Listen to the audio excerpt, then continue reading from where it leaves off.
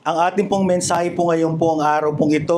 Nagpapatuloy po tayo sa Book of Nehemiah series. Sunday, first Sunday, May 5. Upang magpatuloy, huwag mahulog sa patibong. Upang magpatuloy, huwag mahulog sa patibong. Ang central idea o ang mensahe na kung saan iikot po ang ating pag-usapan, upang magpatuloy sa laban as they rebuild the wall, kailangan ng masusing pag-iingat upang hindi mahulog sa patibong ng kaaway. Dahil po, sa chapter 4, external opposition. Yung mga kontrabida sa pagtatayo muli ng pader galing sa labas. Gesem, Tobias, Sanballat. And they are more than willing to oppose and to discourage the people of God during the time of Nehemiah. And then, as we turn sa chapter 5, mula sa external, lumipat naman sa internal opposition. Inayos ni Nehemiah.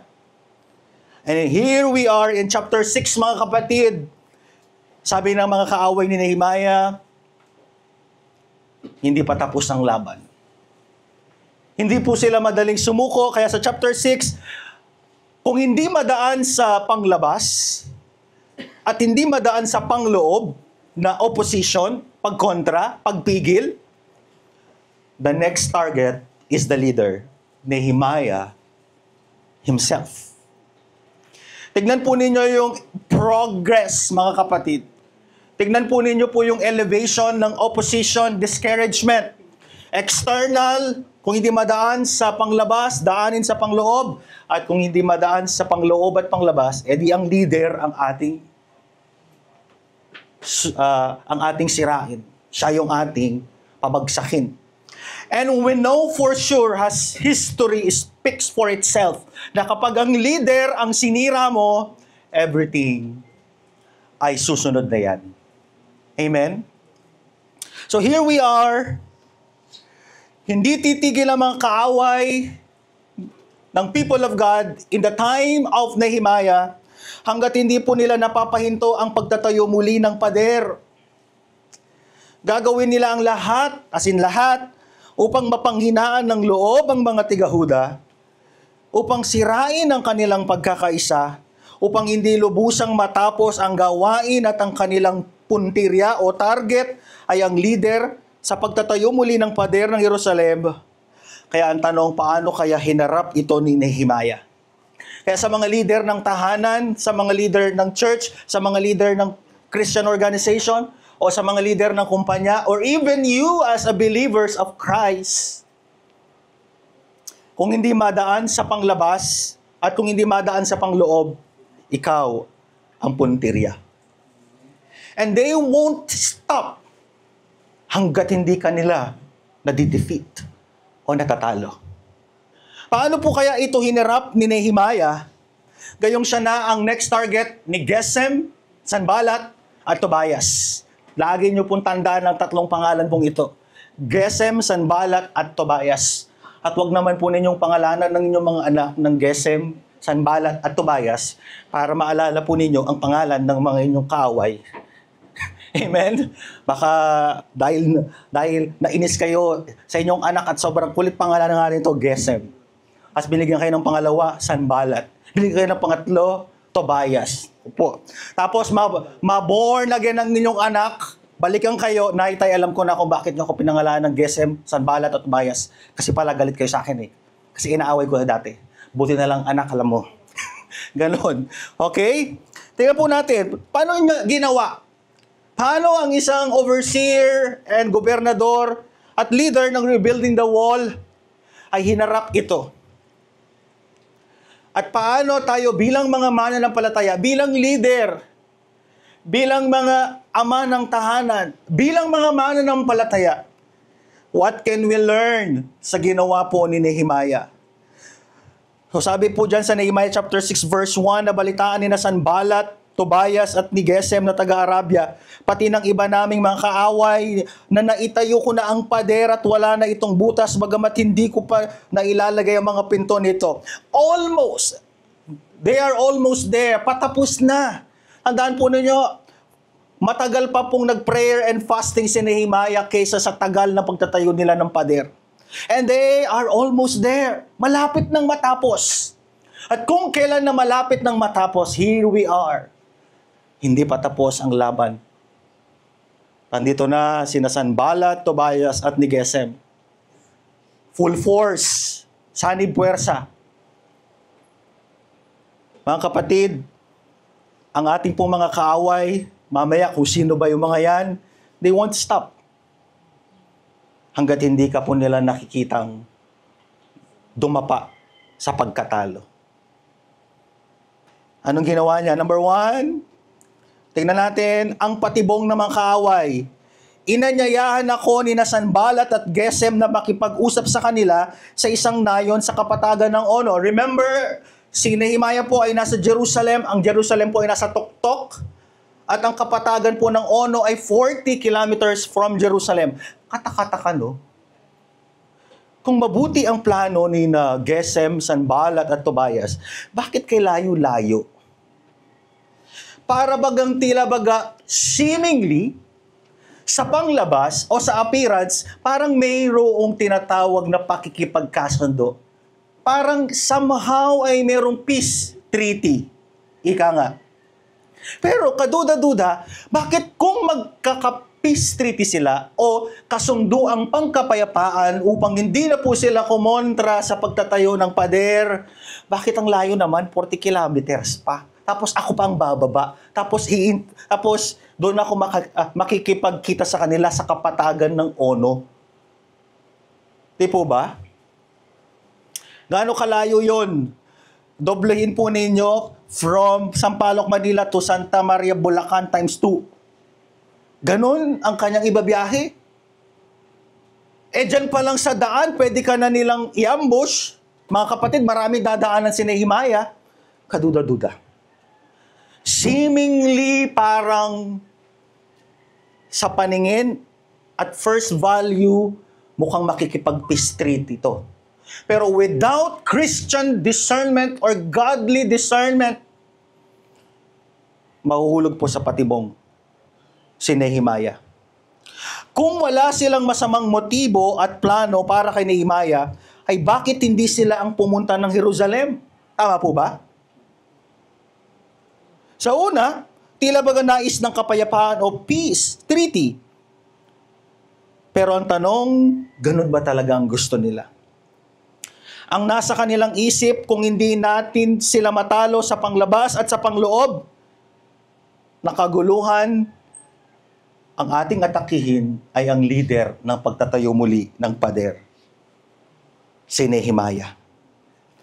Kaya mga kapatid, yung seemingly parang yung appearance maganda. Seemingly maganda yung offer. Seemingly maganda sa pandinig. Seemingly maganda ang inihahain sa'yo. Pero may nagbabadya palang patibong o trahedya o laso. Mga kapatid, hindi lahat ng magandang pananalita ay ibig sabihin lahat ay totoo na pala. Kaya tingnan niyo yung mga scammer, mga bogus, how excellent and beautiful their words. Too good to be true. Ika nga. Alam po ninyo yung mga naloloko ng mga scammer, matataas naman ang pinag-aralan. Hello? Merong isang senior citizen, a former college teacher, na scam, na budol sa pamagitan lang ng mga napakaganda mga salita. 2 million retirement lang naman ang nakuha sa kanya. 2 million. Biruin mo yung paguran mo ng entire life. Sa isang magagandang pananalita lang. Sa isang iglap, nakuha lahat. Ingat po tayo. Hindi po ba dahil maraming naloloko at nabobola dahil sa mga scam ay dahil sa gaganda ng mga sinasabi nila. Ika nga nila, too good to be true, pero sa likod po nito ay panloloko pala. Tayo po ay magdoble ingat, mga kapatid. Hindi lahat ng maganda din sa paningin, okay lang din. Hello? Hindi lahat ng kumikinang sa iyong mata ay ginto. Ang iba'y nagpapanggap lamang. Tignan ninyo kung ano ang estratehiya ni Satan upang pabagsakin ang mga unang magulang natin. Tignan mo yung forbidden fruit. Appeal to the eyes. Hindi tayo natutukso sa mga pangit sa ating paningin. Tama ba? Let's admit it.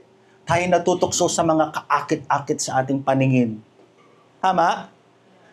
Mahilig po tayo sa mga wow. Mahilig tayo sa mga spectacles. Because we are created for glory. Pero, nung pumasok ang kasalanan, the same ang ginagamit ng kaaway. Kaya hindi lahat ng maganda sa paningin, okay lang yan. Basta't maganda sa paningin, automatically, absolutely tama yan. Di po ba? Akala natin pag pangit ang kasuotan, magnanakaw yan. Pag magandang kasuotan, hindi magnanakaw yan. No. Kung ano ang ating maling kaisipan, yun din ang kanilang pamamaraan upang ikaw ay maloko. Next, tayo'y magdoble ingat. Mga kapatid, hindi lahat ng masarap sa feelings din ay tama. Iniisa-isa natin. Yung mga patibong, saan ba umaapela? Saan ba umaapela? Saan ba umaapil? Saan ba umaarangkada? Saan ba umaatake? Yung seemingly maganda, pero lason pala ang dala. Kaya mga kabataan, mga nanay, mga tatay, hindi lahat ng masarap sa feelings. Tama yan automatically and absolutely. Di ba? Pastor, kasi kaya siya na. Paano pag di ka nakinilig? Hindi na po siya. Boyfriend pa lang naman yan, girlfriend, di pa naman yan asawa. Lalo, grabe, narinig ko yun sa aking high school reunion. Kayo na ba? We are just trying. In English pa ako. Para lang yan daw makina. Subukan. Di kapag di gumana, iwanan. Ano to, testing center? If your relationship is driven by your feelings, I don't think so kung meron kayong patutunguhan. Because in any kind of relationship, if the appeal is all about feelings or good relationship, whatever it is not a bed of roses at all. Amen? Hindi naman sa araw-araw yung asawa, everyday in love ka. Diba? Na ang ganda ng feelings mo sa kanya. May mga darating na moment, mga kapatid, na minsan maaasar ka sa kanya. Minsan maiinis ka dyan. Kaya kung feelings or good emotion lang yung ating pagbabasihan, I don't think magtatagal kayo. Kaya hindi lahat ng masarap sa feelings ay tama, mga kapatid. Hindi komo kinilig ka, hindi komo ang ganda sa feelings, hindi komo ang sarap sa feelings. Automatic and absolutely tama yan, pastor. No. Next, tayo magdoble ingat, hindi lahat ng masarap pakinggan. Tama na lahat. Pastor, ang ganda ng melody. Pastor, ang gandang pakinggan. Pastor, ang ganda. It sends good music to my ear. Pastor, ang ganda ng quote sa social media. Pero ang tanong, sinuri ba ninyo? Halimbawa yung mga music. Pastor, maganda yung upbeat. Maganda yung melody. Pero did we really scrutinize? Sinuri ba talaga natin ayon sa lente at autoridad ng salita ng Diyos? Hindi kasi, pastor, kinakanta kasi nila.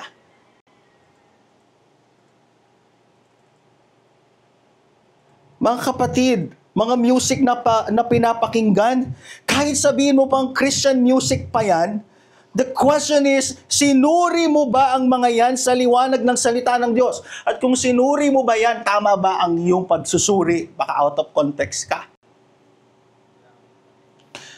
Di po ba? Ang gandang pakinggan, pastor. Ang ganda. Yung unang tugtog pa lang, talagang mapapaindak na ako. Minsan makakalimutan ko yung pagkatao ko eh. Pero did you really scrutinize? Did you examine? Sinuri ba natin? Kaya nga, ang mahigpit kong abilin kay Pastor Eman. Pastor Eman, we can no longer afford na makalusot yung mga kanta na hindi biblika sa church na to. Opo, Pastor. Salamat, Pastor Eman. Yun ang abilin ko. Because when you are a worship leader, you must be a theologian. Kasi naglalaman ng mga doktrina at paniniwala ang mga kanta. Amen? Na kapag hindi natin sinuri, ang ganda, pumalakpak sila, talagang kompleto pa ng cymbal, saxophone, guitar, drums, electric man yan, kahit walang kuryente, go ahead. Pero mali pala. Ingat. Ingat po tayo sa ating mga pinapakinggan, whether Christian music or whether mga music sa labas. Hindi po ba? Hindi po natin pwedeng ipaghiwalay ang ating identity bilang Christian sa mga kantang pinapakinggan natin. Kung ano man ang ating pinapakinggan, kung ano man ang ating tinatangkilik, it speaks about our identity. Hindi, pastor, pakikinggan ko muna, hubarin ko muna yung pagiging Kristiyano ko. Hindi po pwede yon. Tayo po ay magdoble ingat, hindi lahat ng preacher at teacher na magandang pakinggan, ibig sabihin, hindi ka na magsusuri. Pastor, ang ganda niya magsalita. Pastor, napaka-alive niya. Pastor, talagang grabe, from opening hanggang closing prayer, pinapatawan niya kami. Ano yan, comedy bar? Kailan pa naging club ang church?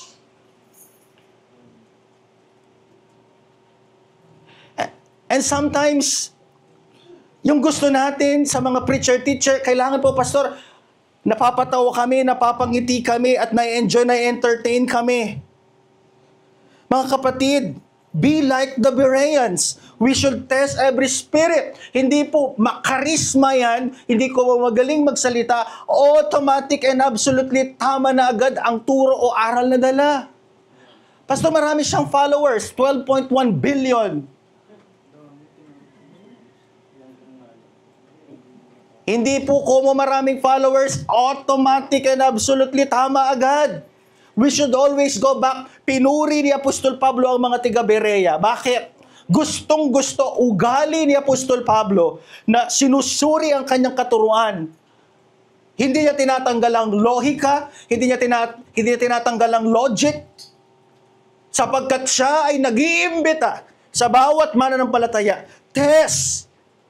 Scrutinize, examine, sapagkat pag mali yan, welcome to hell. Ganun kahigpit si Apostol Pablo. Hinulit ni Apostol 1, 1 John 4, test every spirit, subukin. Amen? Kaya hindi lahat ng masarap sa pandinig, maganda sa paningin, makarisma, lahat ng ito, doble ingat mga mananampalataya. Tayo magdoble ingat. Number 5, sa mga leaders ng church organization, leader ng tahanan, and we as believers. Dahil kung hindi madaan sa pangloob at panglabas, ikaw ang target. Amen? Sino po ba ang mas magandang matarget? Kaya, yung mga elders natin, yung mga pastors natin, mga tatay natin, pag yan bumagsak, ang next yan bagsak, it's either church or tahanan. Tama po ba? Number 2. Uy, nag-number 2 na si Pastor Mark. Ang pagkakaalam ni Nehemiah sa kanilang masamang balak. Ayun. Nehemiah 6:2b. Alam kong may masama silang balak sa akin. Sinuri ni Nehemiah. Gumamit siya ng Christian discernment. Pag sinabi pong Christian discernment, hindi yan batay sa kutob. Hindi yan batay sa feelings. Hindi yan batay sa pakiramdam, kundi sa karunungan na galing sa Diyos. Saan matatagpuan yon? Sa kanyang salita. Si Nehemiah po ay matatas at marunong sa batas ni Yahweh. Yun ang ginamit niya. Gumamit din siya ng common sense. Alam din niya kung ano ang ugali nito mga kaaway niya. Kung tinanggal ni Nehemiah ang common sense, kung hindi pinakinggan ni Nehemiah ang karunungan ng Diyos batay sa batas ng Diyos, pupunta siya doon sa kapatagan na kung ano. At alam niyo na kung ano naghihintay sa kanya. Kamatayan. Mga kapatid, let us exercise Christian discernment. Yung ating tamang pagkaunawa sa salita po ng Diyos. Hebreo 4:12, tingnan niyo yung bandang dulo.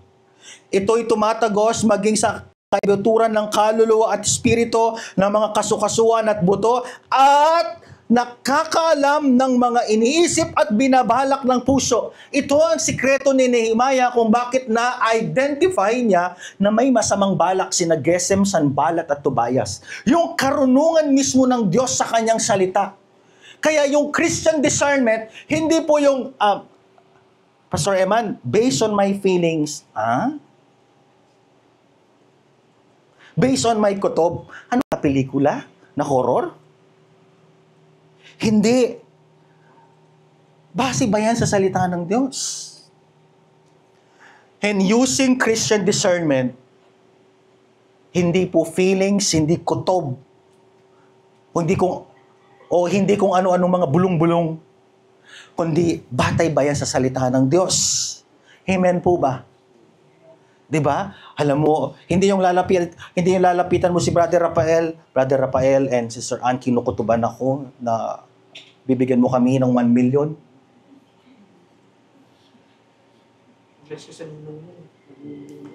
Tapos lalapit ka kay Sister AJ. Sister AJ, feelings ko at kinukutuban ako, bagamat birthday ko ay mukha atang yung buong tinda sa Uniqlo ay ibibigay mo sa akin. Buti pa sa'yo, Pastor Mark, sinabi sa akin, hindi. Baka hindi yan revelation, baka extortion yan. Ingat. Ingat po tayo. Sometimes, yung mga ibang mananampalataya, nasa prayer meeting, Lord, pakisabi mo nga sa kanya na gusto ko siya. Hindi mo inutusan pa ang Diyos. Di ba? Kapatid, ingat po tayo. Christian discernment ay tinitignan mo kung bang tama yan o mali. Hindi sa kutob, hindi sa kung anong bulong-bulong o kung hindi sa anumang opinion, kundi yan ba ay nasa autoridad ng salita ng Diyos. Kagaya ng ginawa ni Nehemiah. Amen?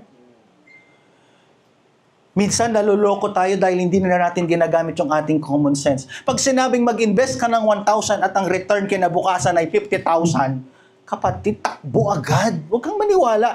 Pastor, kumari ko yan, kumpare ko, so what?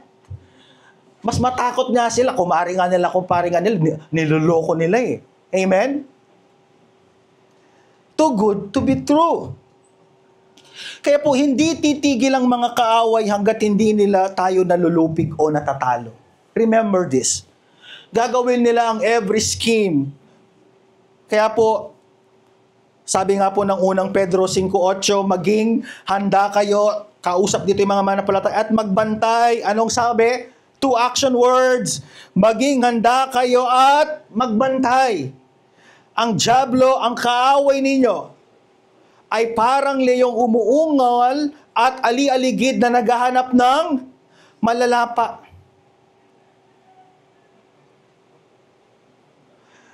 Target po tayo ng kaaway. At kapag hindi tayo po naging mapagbantay, mga kapatid, masisilo po tayo ng kaaway. Maging handa at magbantay. At sino ba itong mga kaaway natin? Beware to our enemies. Kung si Nehemiah ay merong Gesem, Sanballat at Tobias at lahat ng kaaway na surrounding nations, ito po ang mga kaaway natin bilang mga mananampalataya ni Kristo. Number 1, Satan himself. Hindi mo kampi si Satan, mga kapatid, ha? Kaya, sabihin mo Satan himself. At anong ginagamit ni Satan? Alam nyo, minsan, di ko alam kung ano yung mga nagsisilputan. Sabi ng iba, pag nagkasala ka daw, hindi ikaw yun,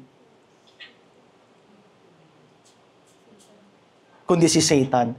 Alam nyo, minsan naaawa ko kay Satan. Lagi na lang natin siyang sinisisi sa mga pagkakamali natin. Ako ang sinisisi, ako ang may kasalanan. Lagi na lang. Awang-awa ako minsan sa kanya. Sister Ann, mag-provide nga tayo ng defense attorney. Alam nyo bakit? Pag daw may ginawa kang mali laban sa Diyos, hindi ikaw daw yun, kundi si Satan. Really? E di dapat pala multiple Satan ang pumunta ng impyerno? Diba? Na kapag nagkamali ka, hindi daw ikaw yun, kundi si Satan. Awang-awa ko minsan.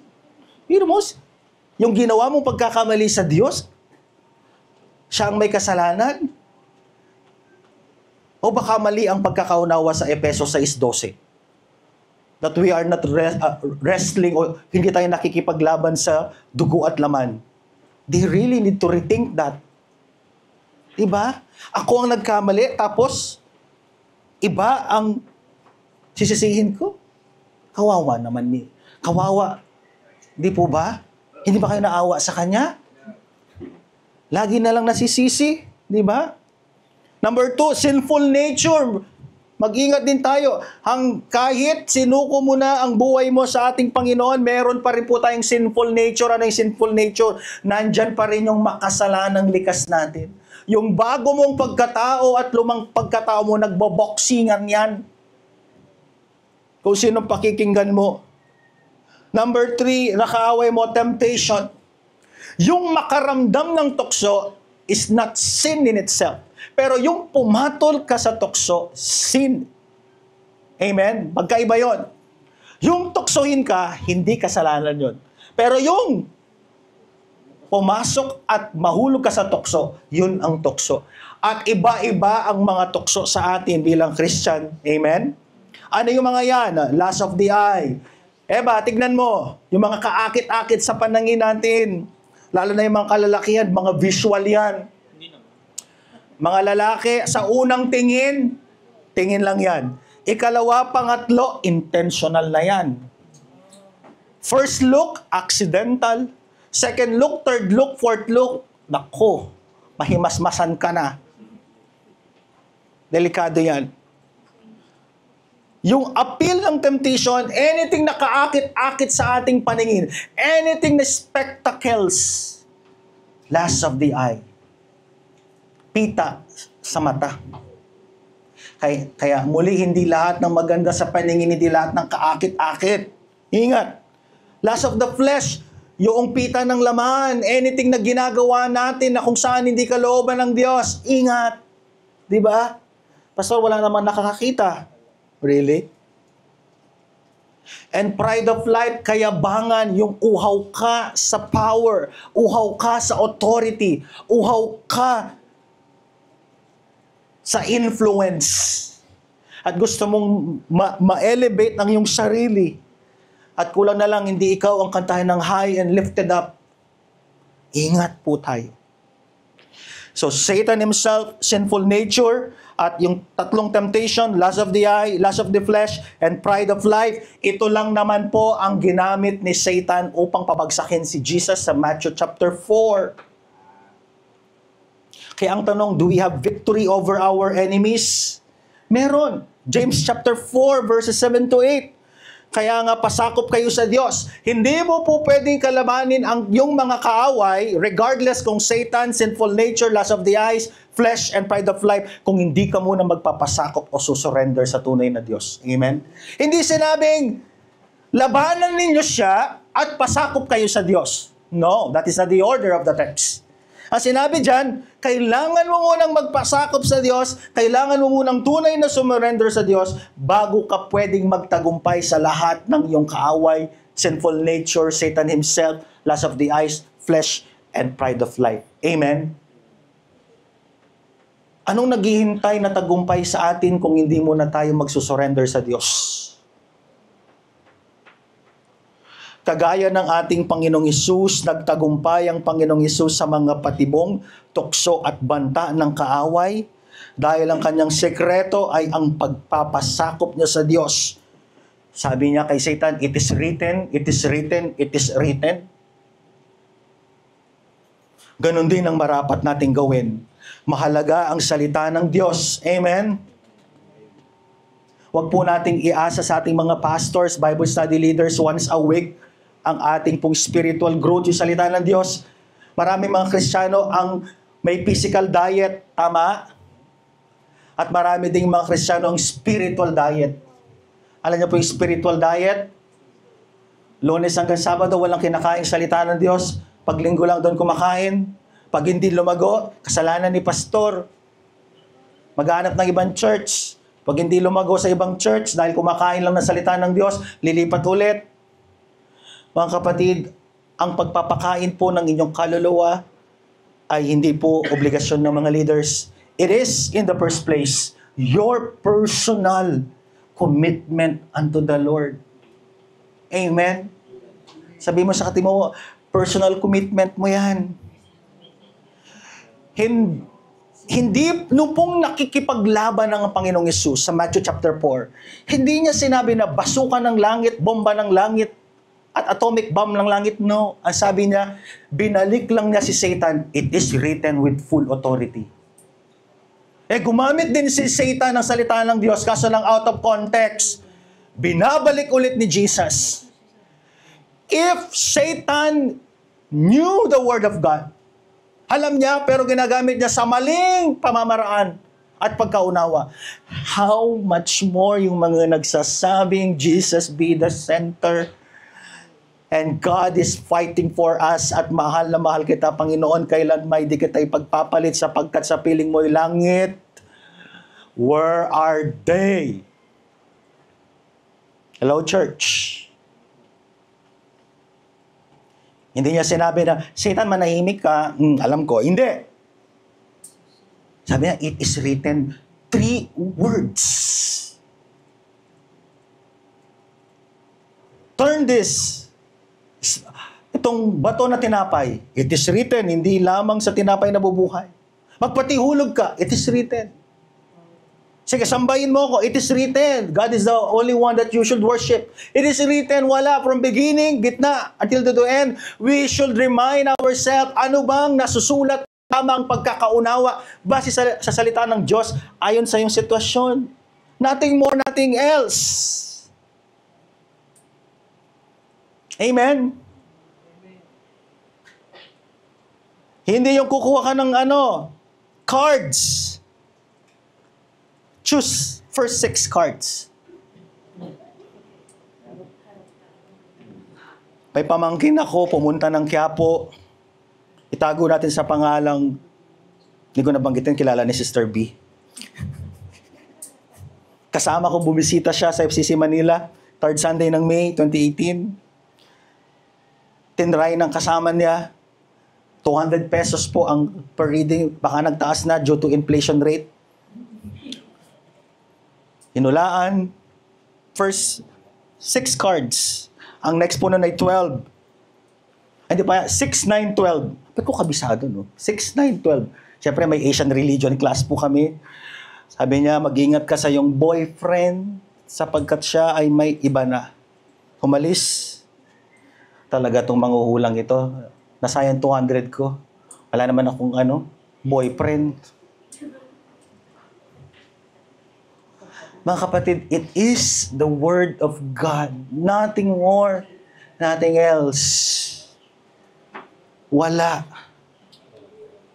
Wala pong ibang sekreto ng tunay na pagsulong at pagtatagumpay sa mga patibong palaso ng kaaway, kundi ang salita ng Diyos. Hindi po vitamin A, B, C, D. Hawakan nga ninyo yung mga Biblia na pumasok sa inyong mga cellphone. Alam nyo, ang Bible nagtatransform din from written to digital. Baka minsan ang mag-scripture reading sa atin dito ay AI na. Diba? Because, wala, ito po. Kaya po, para sa ating po mga groupings, yung mga visitors po natin, huwag po silang isama sa groupings. Paalala ko lang, men's and women's, ano ang pinakatumatak sa'yo sa mensahe? Number 2, anong isang uri ng patibong ang nahulog ka at anong leksyon ang iyong lubusang natutunan? Upang sumulong, huwag magpatihulog sa patibong. We need the Word of God, nothing more and nothing else.